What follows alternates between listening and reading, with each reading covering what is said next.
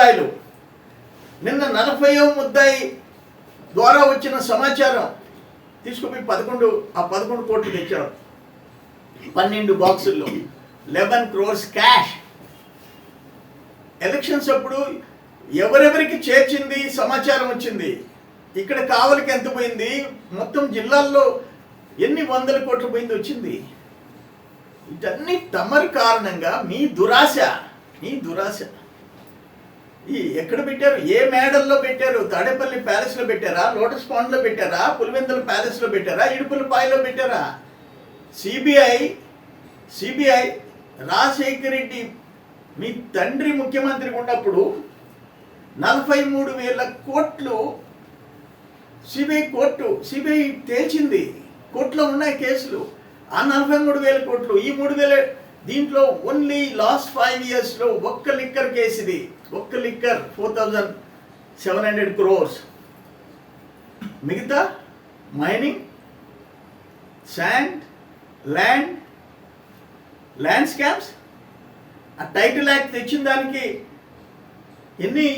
ఎంత మొత్తం దోపిడీ జరిగింది రాష్ట్రంలో. ఇవన్నీ కలిస్తే ఎన్ని వేల కోట్లు ఎక్కడ పెట్టుకుంటున్నారు? ఏం చేసుకుంటారు? అటువంటి మీరు మీ వల్ల ఇంతమంది జైలుకు పోతే ఒక్కరిని పరామర్శించకుండా నెల్లూరుకి ఎందుకు వస్తున్నారు అనేది నా స్ట్రైట్ క్వశ్చన్. అంటే కాకాని గోవర్ధన్ రెడ్డి అంత మంచి బాలుడా? రేపు మీరు వచ్చిపోయిన తర్వాత ఎల్లుండి చూపిస్తా సినిమా. ఎల్లుండి మీరు వచ్చి పరామర్శించే అతను ఏం చేశాడు, ఏం దుర్మార్గాలు చేశాడు, ఏం భాష వాడాడు కుటుంబాల మీద, ఇవన్నీ సినిమా చూపిస్తా. ఇది అన్ఫార్చునేట్, ఇది దురదృష్టం. ఇది మీరు సమాధానం చెప్పాలా. మీ వల్ల ఆ మిథున్ రెడ్డి ఇంటికి ఎందుకు పోవటం లేదు? రాజకసి రెడ్డి ఏం పాపం చేశాడు? నువ్వు చెప్తే వచ్చాడు. ధనంజయ రెడ్డి నీ వల్ల. వీళ్ళందరినీ కంప్లీట్గా జైల్లో ఉంటే ఒక్కరిని చెవిరెడ్డి భాస్కర్ రెడ్డి నీ ఫాలోయర్, నువ్వు చెప్పినట్టు చేశాడు. ఎందుకు పోయి పరామర్శించలేదు? వాళ్ళ ఇంటికి పోయి ఆ కుటుంబ సభ్యులను ఎందుకు పరామర్శించడం లేదు? ఇక్కడ మాత్రం వచ్చి మొన్న ఆయన, ఇప్పుడు ఆయన జైలుకి పోయి చూసి వచ్చాడు. కుటుంబ సభ్యుల్ని దూషించిన ఆయన్ని ఇప్పుడు ఈయన పోయి పరామర్శిస్తున్నాడు. ఏంటి దీంట్లో ఉండే లాజిక్? అంటే మొన్న మళ్ళీ దంపతులు పోయి గవర్నర్ని కలిసి వస్తారు. ఏంటో నాకు అర్థం కాలే. అంటే ఇన్ని పాపాలు చేసి మీరు ఒక గవర్నర్ని కలిసి అర్హత ఉందా మీకు అని అడుగుతుండా? ఇంత దుర్మార్గం చేసి ఇది అసలు అల్టిమేట్గా ఇప్పటికీ నాకు అర్థం కాదు ఏంటంటే, రాష్ట్ర ప్రజలకు అర్థం కాదు ఏంటంటే, మీ వల్ల జైల్లో ఉండేవాళ్ళని మీరు పోయి కలిసి వస్తే బయట వచ్చి మీడియా ముందు మాట్లాడలేరు. ఇప్పుడు ఇక్కడికి వస్తున్నారు, మీకు పర్మిషన్ 100 మందికి ఏదో ఇచ్చారు అనుకోండి. అంటే ఒక ఇష్యూ, మామూలు పర్యటన కాదు ఇది. తప్పులు చేసి దుర్మార్గాలు చేసిన, పాపాలు చేసిన వాళ్ళని అరెస్ట్ చేస్తే వాళ్ళని చూసేదానికి వస్తున్నారు. మీరు రెచ్చగొట్టి రప్ప అని మాట్లాడుతున్నారు. పొట్టేళ్ళు నరికినట్టు నరికితే అని చెప్పేసి అటువంటి భాషలో తప్పే ఉందన్నమాట. రెచ్చగొడుతున్నారు మీరు. అందుకని పోలీస్ రిస్ట్రిక్షన్స్ పెట్టింది. పోలీస్ తప్పులేదు, లా అండ్ ఆర్డర్ మెయింటైన్ చేయాలి. అయినా మీకేం పరిధులు లేవు మీ పార్టీకి. మళ్ళీ వచ్చేసేసి సీఎం అని అనిపించుకుంటావు, ర్యాలీలు చేయించుకుంటారు. ఒక డిసిప్లిన్ లేదు.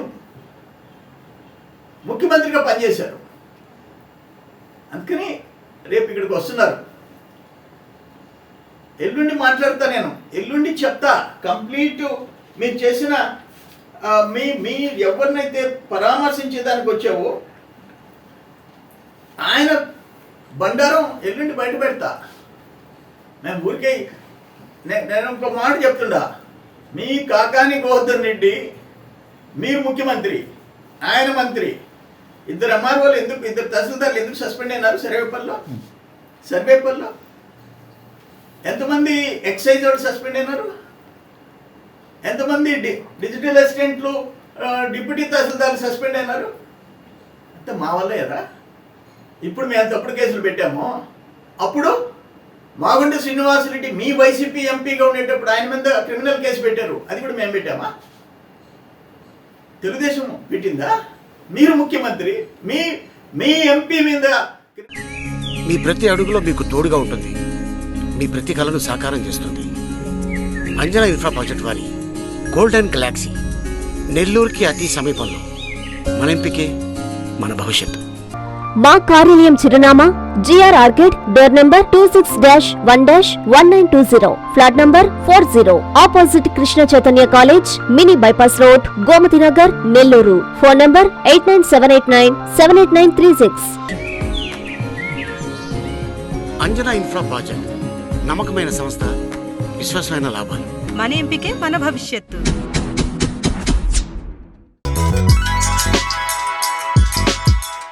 Hi Nilor, please subscribe to N3 TV.